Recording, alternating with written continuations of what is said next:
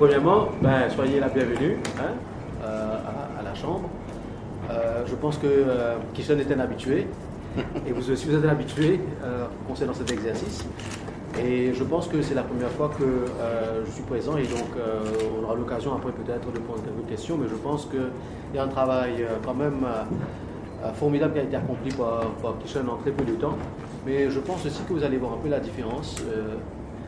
C'était pas uniquement pour se différencier par rapport à ce qu'il fait avant, mais c'était beaucoup plus pour saisir un peu plus les nuances et pour comprendre davantage le feeling des investisseurs. Parce que finalement, tout est une question d'expectations. Et si on pense qu'effectivement nous allons tous vers un précipice, mais peut-être qu'effectivement nous allons agir de cette façon. Donc tout le monde sait ça au niveau économique, mais je pense qu'à Maurice, c'est vrai que lorsqu'on regarde, on lit parfois, chacun a son interprétation. Chaque personne interprète les choses à sa façon, à sa manière. Et ce qui est important, c'est que parfois, il faut aussi avoir une base scientifique sur laquelle on peut faire des extrapolations, on peut effectivement tirer certaines conclusions. Donc le but de cet exercice, c'est scientifiquement, d'après le travail qui a été effectué sur le terrain parmi nos membres, quels sont les résultats. Et à partir de là, on peut effectivement peut-être tirer certaines conclusions. Mais ce n'est pas un débat, ce que nous nous pensons vis-à-vis de ce que d'autres institutions, etc. Ce n'est pas ça le but du jeu, hein, ni une comparaison. C'est beaucoup plus qu'est-ce que nos membres qui ont été sondés, qu'est-ce qu'eux ils pensent et comment est-ce qu'ils appréhendent un peu l'avenir. Donc sans plus tarder, je passe la parole à Kishan, que vous connaissez très bien, qui va faire sa présentation. Ok, merci Monsieur le Secrétaire Général désigné. Mesdames et Messieurs les membres de la presse, bonjour. Je vous remercie d'être présents aujourd'hui pour la présentation de la 12e édition. C'est la 12e aujourd'hui du MCCI-BCI, qui est le Business Confidence Indicator. Pour rappel, la MCCI avait lancé au mois de juin 2010 cet indicateur, qui est un indicateur synthétique du climat des affaires à Maurice. Cet indicateur, il permet de résumer en une variable unique l'état d'esprit et le moral des chefs d'entreprise. Plus il est haut, plus les entrepreneurs ont confiance et que la conjoncture est favorable et vice-versa. Sans plus attendre, nous allons révéler les résultats qui découlent de l'enquête de conjoncture effectuée entre le 1er et le 14 mars de cette année. Comme vous le voyez sur le graphique, nous constatons une forte hausse de l'indicateur synthétique du climat des affaires à Maurice au premier trimestre de cette année. L'indice a progressé de 6,2 points, soit 7,3%, pour s'établir maintenant à 91,6 points.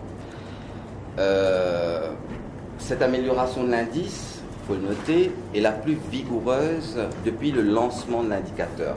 Pour la première fois, on a une hausse supérieure à 5%, ce qui est une bonne nouvelle en soi. Nous pouvons ajouter que ce résultat suggère, premièrement, qu'il y a eu un retournement de la conjoncture et que quelque part, la performance économique ce premier trimestre est meilleure que la performance économique de Maurice au premier trimestre de 2012. Toutefois, vu que l'indicateur se situe toujours en dessous de la moyenne de long terme, il y a une moyenne de long terme qui est de 100 points de base, vu que l'indicateur se trouve en dessous, il y a toujours des petits points d'inquiétude qui reflètent bien la situation actuellement, c'est-à-dire qu'on est toujours dans une conjoncture incertaine et assez difficile. Suivant l'évolution de deux composantes de l'indicateur, à savoir la moyenne arithmétique des évaluations de la situation actuelle et des perspectives économiques futures, nous avons mis en place cette fois-ci, pour la première fois, le baromètre économique qui est basé sur la méthodologie d'IFO. DIFO, c'est une centre d'études allemande qui fait des études pour établir le World Economic Climate Indicator. Donc nous avons mis en place ce baromètre économique qui est montré sur le graphique. Cet outil économique nous permet de faire la corrélation entre les deux composantes précitées, c'est-à-dire la situation actuelle et les perspectives futures des entrepreneurs. Et on l'illustre sur ce diagramme qui a 4 cadrans basés sur les quatre phases du cycle économique. Donc ainsi, à partir des prévisions des entrepreneurs à moyen terme, nous pouvons analyser le présent et ainsi avoir un aperçu utile de l'évolution de l'économie mauricienne. Les données de l'enquête qu'on a effectuée cette année, en ce début d'année, nous indiquent que l'indice se trouve actuellement dans le cadran expansion du baromètre et elle est clairement orientée vers le haut en ce qui concerne l'évolution future. Cela nous fait dire qu'après 6 mois de stagnation, le deuxième semestre 2012, les perspectives de l'économie mauricienne semblent maintenant s'éclaircir. Nous avons, dans notre enquête, essayé d'établir les facteurs déterminants concernant l'évolution des affaires au cours de ce premier trimestre. Donc nous avons posé une série de questions sur une série de facteurs et nous avons établi la moyenne des évaluations des entrepreneurs. Vous allez voir sur le graphique qu'il y a des facteurs qui sont très positifs et d'autres qui sont négatifs. Cela veut dire simplement que ceux qui sont positifs, c'est que le solde des opinions des entrepreneurs, la moyenne des réponses des entrepreneurs sont positives, ce qui est une bonne nouvelle en soi. Quand c'est négatif, c'est que ce facteur-là joue négativement sur l'indicateur du climat des affaires. Nous voyons à partir des résultats que c'est les possibilités d'expansion sur les nouveaux marchés qui a été le facteur déterminant de l'évolution favorable du climat des affaires. Ce facteur, une grande majorité des dirigeants d'entreprise, plus des 2/3, nous déclarent avoir accentué leurs efforts pour se tourner vers de nouveaux marchés afin de pouvoir continuer à alimenter leur propre croissance. Ils ont assimilé qu'actuellement on est dans une période assez incertaine et qu'il fallait se tourner vers d'autres marchés, qu'il était primordial de s'adapter et de se réajuster pour rester dans la course. Des opportunités significatives ont été identifiées sur la région et aussi sur le continent africain et ils ont réévalué et repensé fondamentalement leur stratégie pour être compétitifs sur ces marchés. Il y a aussi eu une fiscalité accommodante, une politique de change compétitive et aussi le soutien avéré de l'État qui ont été les autres facteurs qui ont permis l'amélioration du climat des affaires en ce premier trimestre.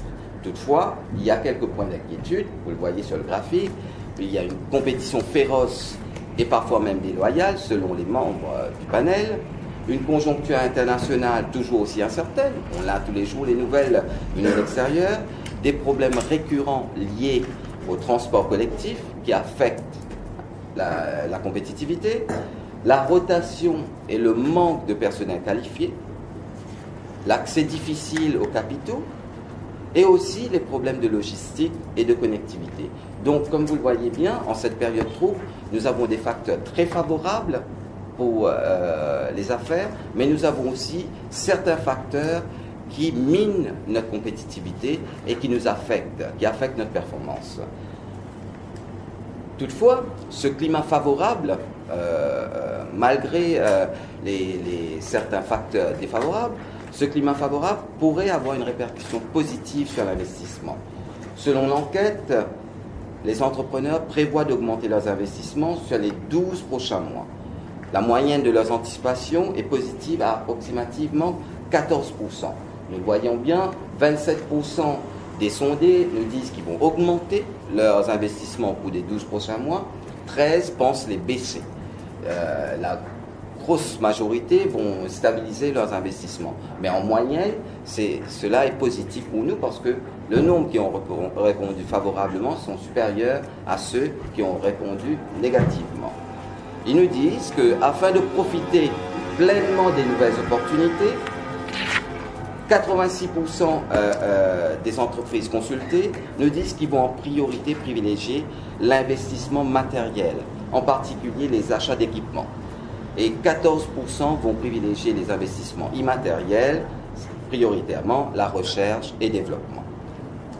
Concernant l'emploi, sur les intentions d'embauche, même constat que pour l'investissement. À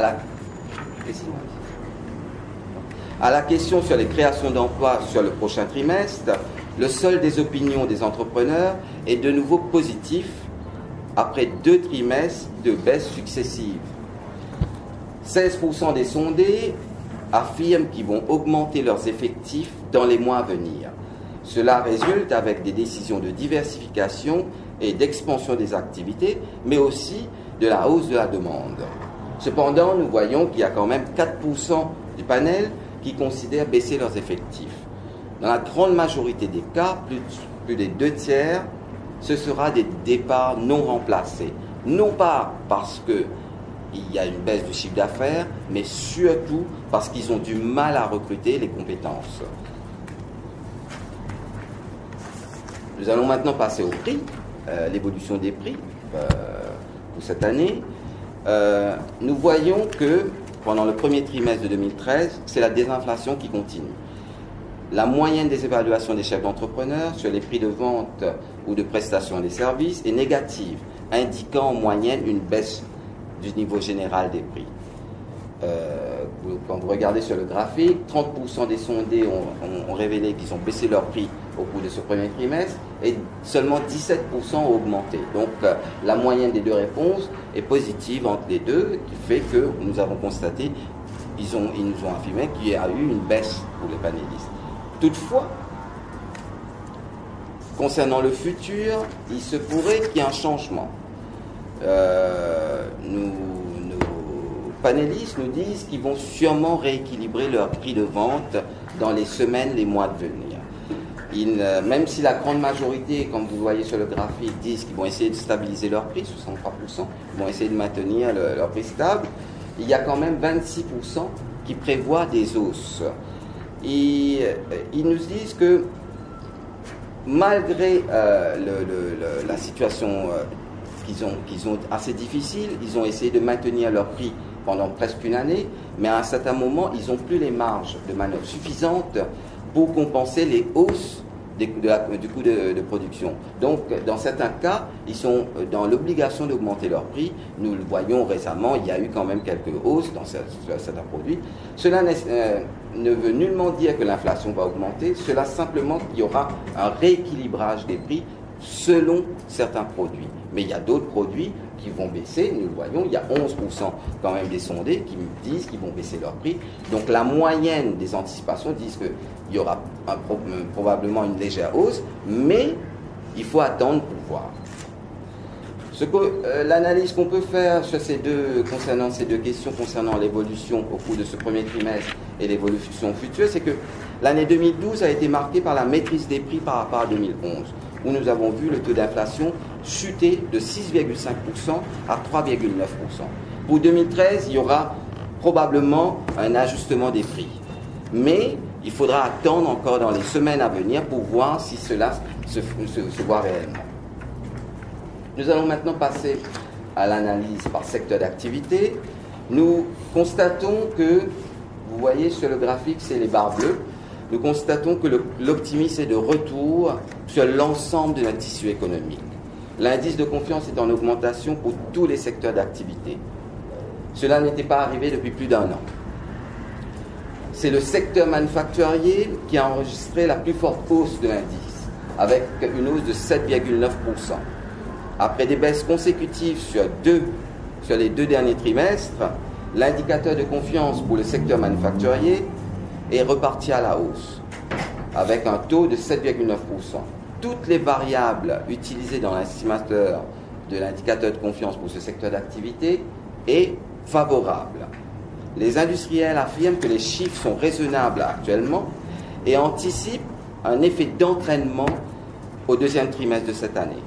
Ces éléments, s'ils se confirment, auront un effet positif sur le taux de croissance pour ce secteur d'activité. Pour le secteur des services, nous constatons un raffermissement de l'indicateur de confiance. Il y a eu une hausse de 7% ce trimestre, après une augmentation de 1,8% au dernier trimestre de 2012. N'oublions pas que ce secteur, le secteur des services à Maurice, englobe approximativement 70% de notre PIB. Et cela de manière transversale, allant du tourisme au secteur de l'externalisation. Cette hausse est encourageante, car si nous voulons retrouver le chemin d'une croissance forte et durable, il faudrait que ce secteur de notre économie retrouve ses marques et sa vigueur. Enfin, s'agissant du secteur du commerce, après un deuxième semestre très difficile, où il y a une baisse cumulée de plus de 16%, l'indicateur repart à la hausse avec un taux supérieur à 5%. Pour conclure, je vais résumer en quelques points les principaux enseignements de cette étude. Nous constatons premièrement que la confiance des entrepreneurs s'est nettement améliorée en ce premier trimestre. L'indicateur synthétique du climat des affaires se situe maintenant à 91,6 points contre 85,4 points au dernier trimestre de 2012. Toutefois, il faut souligner que l'indicateur est toujours en dessous de la moyenne des 100 points de base, ce qui fait dire que nous nous trouvons toujours dans une période trouble. Deuxièmement, la hausse est généralisée sur l'ensemble de notre tissu économique. L'indice de confiance est en augmentation pour tous les secteurs d'activité. Cela fait plus d'un an, comme je l'ai dit tout à l'heure, que nous n'avions pas eu ce résultat. Troisièmement, cette amélioration de la confiance pourrait avoir un effet favorable sur l'investissement et l'emploi. En effet, les moyennes arithmétiques des évaluations des entrepreneurs sur ces deux variables sont positives pour l'année, et cela quel que soit le secteur d'activité. Quatrièmement, sur les prix, c'est la désinflation qui a continué en ce début d'année. Cependant, cette baisse des prix ne devrait pas se poursuivre au prochain trimestre, car le solde d'anticipation des entrepreneurs à la question sur l'évolution des prix au cours des 3 prochains mois est positif. Les entrepreneurs nous disent que les marges de manœuvre sont plus que limites actuellement, et que si jamais il y a des hausses au niveau mondial, il y a certains qui vont être obligés de le répercuter sur le prix de vente. Dernièrement, la corrélation positive entre la composante les opinions des entrepreneurs sur l'évolution de leur chiffre d'affaires et la composante des anticipations futures des entrepreneurs, nous pouvons estimer que nous nous trouvons dans une phase ascendante du cycle économique. Si cette tendance se confirme lors des prochaines enquêtes, et si nous maintenons la coordination entre la politique monétaire, la politique fiscale et la politique de change, il est fort probable que le taux de croissance économique sera supérieur en 2013 par rapport au taux de croissance de 2012. Je dis bien cela, toutes choses égales par ailleurs. Pour terminer, mesdames et messieurs, comme je le rappelle à chaque fois, ce résultat n'est qu'une image instantanée à l'heure où les questions ont été posées. L'indicateur ne restera pas figé dans le temps, sera amené à être modifié soit à la hausse, soit à la baisse, selon les données nouvelles. Je vous remercie pour votre attention. C'était un peu rapide, mais si vous avez des questions, n'hésitez pas à nous poser. Oui.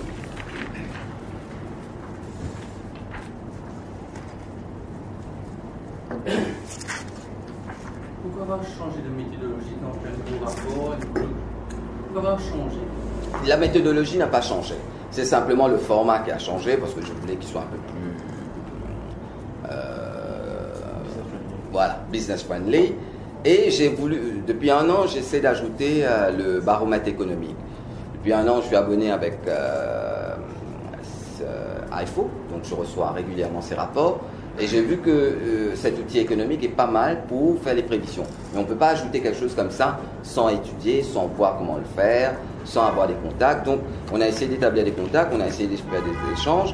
Et aussi, est-ce que cet outil est valable pour Maurice? Vous savez, il y a des outils économiques qui sont valables au niveau international, mais qui ne sont pas valables pour Maurice. Donc, on a vu, quand je l'ai mis en place cette fois-ci, j'ai vu qu'on pouvait expliquer un peu la situation par rapport à l'année dernière, quand vous allez regarder par rapport à ce qui s'est passé à Maurice l'année dernière, donc on voit bien une certaine corrélation, et surtout par rapport à cette année, à ce qui se passe au premier trimestre, vu les réponses qu'on a eues de nos panélistes, je voulais le montrer, quel effet ça peut avoir sur le cycle économique de notre pays, quel effet ça peut avoir sur notre taux de croissance. Ce baromètre économique, comme je l'ai expliqué, utilise les anticipations des entrepreneurs pour analyser la situation actuelle. En général, on fait le contraire. On prend les données de la situation actuelle pour pouvoir faire des prévisions, pour pouvoir analyser le futur. Là, c'est le contraire. On utilise les données du futur pour pouvoir analyser les données, la situation actuelle. Cela nous permet, avec ces données, de pouvoir dire où est-ce qu'on est réellement actuellement. Parce que c'est ça le but de l'indicateur synthétique du climat des affaires, c'est de dire actuellement où est-ce qu'on est, même si dans 2 jours, dans 2 semaines, ça peut changer. Donc cet outil nous permet d'avoir un point figé pour un trimestre. C'est vraiment un outil à court terme, trimestriel. Vous en êtes à votre 12e édition. Oui. Est-ce que vous avez fait une évaluation de cette édition, de l'impact de ces indicateurs sur le climat réel dans les entreprises? Vous êtes en train de nous poser la question, est-ce que l'indicateur a une influence? En général, au niveau, on va dire, à l'extérieur, on utilise beaucoup l'indicateur du climat des affaires, surtout pour les investisseurs. Ils regardent un peu ce qui se passe, est-ce que les entrepreneurs ont confiance, quelles sont les perspectives, etc. C'est sûr que nous, depuis qu'on l'a mis en place, on l'a mis en place en pleine crise, en 2010, donc ça a un effet, mais ça n'a pas l'effet qu'on veut le donner. C'est comme on le dit, c'est une image instantanée. C'est actuellement, c'est quel est le moral, quelle est la perception des entrepreneurs sur la situation actuelle de leurs entreprises. Parce qu'on ne leur pose pas la question concernant l'économie mauricienne dans sa globalité. On utilise les données qu'ils nous donnent par rapport à leurs entreprises. À partir de ces données, on fait une extrapolation pour voir comment ça se passe au niveau local. Mais pour pouvoir le faire, il y a une méthodologie. C'est pour ça qu'on utilise la méthodologie de CDE, où il y a, je l'ai expliqué, c'est expliqué aussi en annexe, on prend 20% le panel, c'est un panel fixe. Le panel fixe, c'est quoi? C'est que depuis 2010, juin 2010, ce sont les mêmes entreprises qui sont concernées. C'est l'évolution selon cette entreprise. On fait les changements en début d'année, où on change 10% de notre panel, pas plus. Il y a une raison pour ça. Pourquoi on étudie un panel en général? Parce que comme ça, on peut voir l'évolution. Si on change d'échantillonnage tous les 3 mois, on ne verra pas l'évolution. C'est la raison pour laquelle, quand on fait l'échantillonnage pour faire le panel, il faut être strict, avoir une méthode scientifique pour pouvoir le faire, pour que ça englobe réellement l'échantillon que vous voulez prendre. C'est-à-dire pour nous, à la Chambre, on a mis en place le panel qui englobe 20% de nos membres, qui représentent tous les secteurs d'activité de Maurice. Donc, est-ce que ça a un effet? Ça nous donne une image où on est actuellement. C'est à ça qu'on doit s'arrêter. On ne doit pas aller plus loin pour faire des projections. Les projections viennent après. On peut utiliser ces données. Les économétriciens utilisent ces données pour pouvoir faire des prévisions sur le futur. Mais ça, c'est une autre chose. Est-ce que les dangers, la hausse de l'indice sur je vais répondre non, pas nécessairement. Parce qu'on est quand même passé par des périodes assez difficiles. Donc, comme je l'expliquais, quand on est rentré en crise, Maurice, quand le monde est entré en crise en 2008-2009, Maurice n'était pas encore en crise. En 2009, on a eu quand même un taux très raisonnable de taux de croissance pendant que le monde, au niveau global, on était en récession.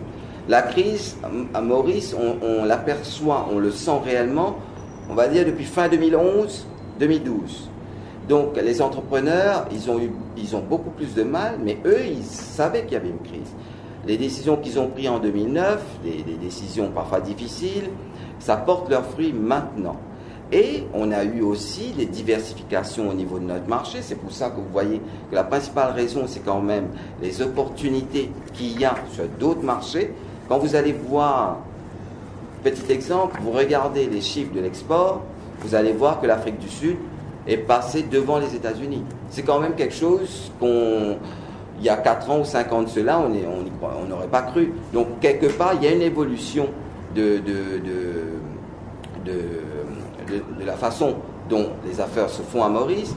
Les entrepreneurs prennent certains risques, donc ils ont des résultats et ils le disent. Quelque part, c'est très bien pour nous, mais cela ne veut pas dire non plus que tout est fini, que tout va bien et que tout va aller très bien. Comme je vous dis, restons sur le présent, c'est une image instantanée de l'actualité maintenant. pendant les 3 premiers mois. On verra si ça continue, c'est pour ça que je le répète, si cette tendance se maintient aux 2 prochains trimestres, à ce moment-là, oui, cela impliquerait que Maurice est en train de réaliser une bonne performance pour 2013. Mais il faut attendre, il faut voir ce qui se passe dans le futur. On a quand même des nouvelles au niveau international qui ne sont pas très rassurantes actuellement, avec Chypre, etc. Mais bon, ça c'est une autre chose. Comment jugez-vous que parmi les 4 principaux, 4 facteurs qui ont fait monter la confiance, on note la politique fiscale, le taux de change, oui, et le soutien du gouvernement. Donc il y a... c'est pareil, les questions, donc je pose la question par rapport à l'environnement global. Il y a une partie qui me répondent favorable, d'autres parties qui me répondent défavorables, et le solde des deux, quand c'est positif, ok. Là, quand on regarde donc concernant le taux de change, ce que ça veut dire, c'est que le solde est 17,8.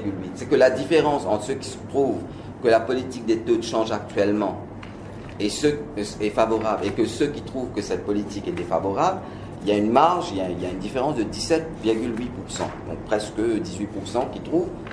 En moyenne, non, ils trouvent que cette politique des taux de change est favorable aux affaires pendant les 3 derniers mois. Si on regarde bien ce qui s'est passé pour la fiscalité, pour la politique des taux de change, c'est qu'on a une certaine stabilité, une certaine coordination qui se passe. Il n'y a pas des mesures qui viennent tout bousculer à longueur de temps. La politique des taux de change, ça englobe aussi, c'est la politique de la monnaie, la politique monétaire. Donc, qu'est-ce qui s'est passé pendant un an? C'est qu'on a une politique monétaire assez stable. C'est stable. Donc, quelque part, ça donne une certaine visibilité aux entrepreneurs, aux investisseurs, de qu'est-ce qui peut se passer, et aussi, ça leur redonne un peu confiance, parce que ce que nous n'arrêtons pas de dire depuis l'année dernière, c'est qu'il nous faut une certaine stabilité. On sait que c'est difficile, parfois, pour mettre en place cette stabilité, mais il faut essayer de le mettre en place. Stabilité dans la fiscalité, stabilité dans la politique monétaire, stabilité dans la politique d'échange, qui est beaucoup plus difficile, mais il faut essayer. Ne pas changer du jour au lendemain, qui est 5% de baisse, 10% de hausse, etc. Parce que les affaires, les entrepreneurs ont besoin de visibilité. Les investisseurs, pourquoi vous investissez? C'est quand vous avez une visibilité. Actuellement, au niveau mondial, la visibilité est assez difficile, on va dire, difficile. Il est difficile de prévoir ce qui est en train de se passer. Au niveau local, on peut tout faire pour donner une meilleure visibilité. Ça attirera les investisseurs et donnera confiance aux entrepreneurs locaux. Dans les points d'inquiétude, comment tu débat l'inflation? Est-ce que l'éventuel conseil inflationniste va avoir un impact sur l'inflation? J'ai posé les questions donc entre le 1er et le 14 mars. Quand on regardait les chiffres à ce moment-là, l'inflation semblait être contenue, et je pense que jusqu'à maintenant, l'inflation est contenue en dessous de 4%. Pour Maurice, il ne faut pas oublier, on n'arrête pas de le répéter, c'est qu'on a eu des taux d'inflation très supérieurs avant, et ça n'a pas été nécessairement catastrophique pour le pays. D'accord? En 2008, on avait eu un taux d'inflation de presque 10%. On avait eu un taux de croissance de 5,5%. Et, à ce que je me souvienne, je venais de rentrer à Maurice, c'est que il y avait quand même une certaine euphorie dans le pays. Et maintenant, est-ce que l'inflation en dessous de 4% est un problème? Je ne pense pas. Je dis souvent, je cite un auteur que j'aime beaucoup, c'est le professeur Rogoff, qui nous dit en période de crise, on ne peut pas utiliser les mêmes arguments qu'en période normale. Actuellement, on est en crise. L'inflation, il faut savoir le contenir, mais ce n'est pas le souci majeur, Maurice. En tout cas, l'enquête le prouve.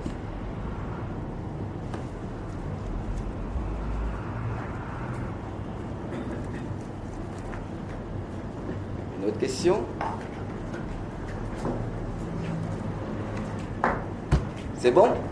Good? Vous pouvez vous servir, il y a un peu de café, il y a du thé, de l'eau, des jus.